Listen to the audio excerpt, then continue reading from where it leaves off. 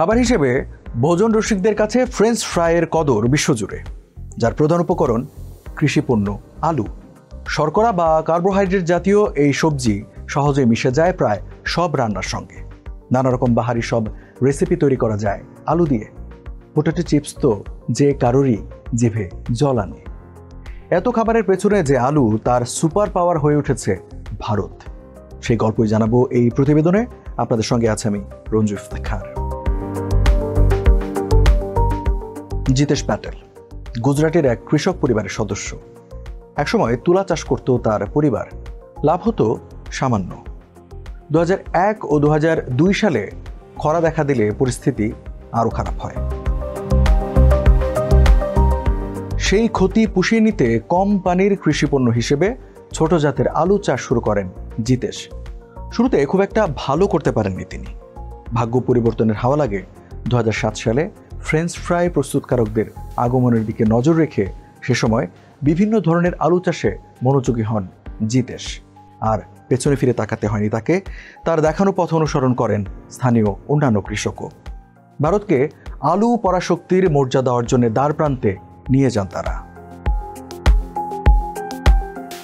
বর্তমান সময়ে ভারতের ফ্রেঞ্চ ফ্রাই উৎপাদনের রাজধানী গুজরাট, যেখানে গড়ে উঠেছে চিপস তৈরির বিশাল সব কারখানা। এর মধ্যে কানাডিয়ান জায়ান্ট ম্যাককেইন ফুডস ও ভারতের বৃহত্তম ফ্রেঞ্চ ফ্রাই প্রস্তুতকারী হাইফান ফুডসও রয়েছে। বর্তমানে প্রায় সারা বিশ্বে আলু দিয়ে তৈরি বিভিন্ন খাবার পাঠানো হয় এই গুজরাট থেকে। বিবিসির প্রতিবেদন অনুযায়ী 2025 সালের ফেব্রুয়ারিতে ভাজা হিমায়িত আলুর মাসিক রপ্তানি প্রথমবারের মতো 20,000 টন অতিক্রম করে। আর 2024 সালের ফেব্রুয়ারি থেকে এক বছরে রপ্তানি হয় 1,81,773 টন আলু, যেখানে বছর ব্যবধানে প্রবৃদ্ধি অন্তত 45%। হঠাৎ ভাজা আলু রপ্তানিতে ভারতের এমন সাফল্যের কারণ হিসেবে বহু বছর ধরে আলুর বাজার নিয়ে কাজ করা দেবেন্দ্র বলেন, আন্তর্জাতিক বাজারে ভারতীয় ফ্রোজেন ফ্রাই প্রতিযোগিতামূলক মূল্যের জন্য বিখ্যাত। 2024 সালে ভারতীয় ফ্রাইয়ের গড় দাম চীনের ফ্রাইয়ের তুলনায় অনেকটাই সস্তা ছিল। আর হাইফান ফুডসের সিইও হরেশ করমচান্দানি বলেন, প্রচুর কৃষিপণ্য সাশ্রয়ী উৎপাদন এবং মানের ওপর মনোযোগের কারণে গুরুত্বপূর্ণ অংশীদার এবং বৃহৎ রপ্তানিকারক হিসেবে আবির্ভূত হয়েছে ভারত। গুজরাটে আলুর এমন উৎপাদনের বিষয়টি মাথায় রেখে 2026 সালের মধ্যে এই রাজ্যে আরও 2টি কারখানা চালু করতে যাচ্ছে হাইফান। বর্তমানে 7টি আলু প্রক্রিয়াজাত কারখানা রয়েছে তার।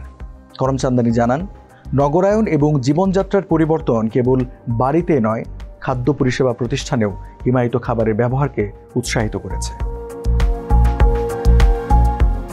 বিশ্বে ভারতের আলুর চাহিদা বৃদ্ধি এবং আন্তর্জাতিক বাজারে প্রতিযোগিতায় টিকে থাকতে প্রতিনিয়ত এই শস্যের ফলন বাড়ানোর চেষ্টা চালিয়ে যাচ্ছেন জিতেশের মতো উদ্যোক্তারা। সহায়তা নিচ্ছেন বিজ্ঞান ও প্রযুক্তির। চেষ্টা চালিয়ে যাচ্ছেন আলুর ফলন উন্নত করতে এবং নতুন জাত নিয়ে আসতে। 2003 সালে জমিতে পানি না দিয়ে ডিপ সেচ ব্যবস্থার উদ্ভাবন করেছিলেন জিতেশ। খুব শিগগিরই নতুন জাতের আলু বাজারজাতের ঘোষণাও দিয়েছেন তিনি। আলু উৎপাদনে ভারত অনেক এগিয়ে গেলেও বেশ কিছু চ্যালেঞ্জ আছে তাদের সামনে। বিশেষত হিমায়িত খাদ্য শিল্পে এখনও যথেষ্ট বিনিয়োগ নেই দেশটিতে। হিমায়িত পণ্য সংরক্ষণ এবং পরিবহনে তাপমাত্রা শূন্যের নিচে রাখার বাধ্যবাধকতা থাকলেও নেই আধুনিক হিমাগার ও বিশেষায়িত রেফ্রিজারেটর, ট্রাক কিংবা কন্টেইনার। ভারতীয় খাদ্য রপ্তানিকারক ইন্দো এগ্রি ফুডসের সহ প্রতিষ্ঠাতা বিজয় কুমার নায়কের মতে, ভারতের মাত্র 10 থেকে 15% হিমাগার হিমায়িত খাদ্য সংরক্ষণের জন্য উপযুক্ত। এই খাতে বিনিয়োগ না বাড়লে হিমায়িত আলু নষ্ট হওয়ার ঝুঁকি বাড়বে, কমতে পারে রপ্তানিও। বিদ্যুৎ সরবরাহ ব্যবস্থা নিয়েও অভিযোগ রয়েছে খাদ্য প্রক্রিয়াজাত ব্যবসায়ে জড়িতদের। তাদের মতে, বারবার বিদ্যুৎ বিভ্রাটের কারণে হিমায়িত খাদ্যে সরবরাহ শৃঙ্খলে সংকট দেখা যাচ্ছে। এই সুযোগে বাজার দখল প্রতিযোগিতায় এগিয়ে যেতে পারে চীন, থাইল্যান্ড এবং ব্রাজিলের মতো দেশগুলো।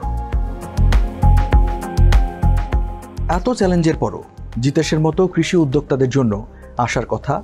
খাদ্য প্রক্রিয়াজাতকরণের কেন্দ্রবিন্দুতে পরিণত হয়েছে গুজরাট। বিভিন্ন দেশের চিপস প্রস্তুতকারকরা বাণিজ্যিক প্রস্তাব নিয়ে হাজির হচ্ছেন এই রাজ্যের কৃষকদের সাথে, করছেন চুক্তি। সেগুলো হতে পারে ভারতীয় কৃষকদের আর্থিক নিরাপত্তার চাবিকাঠি।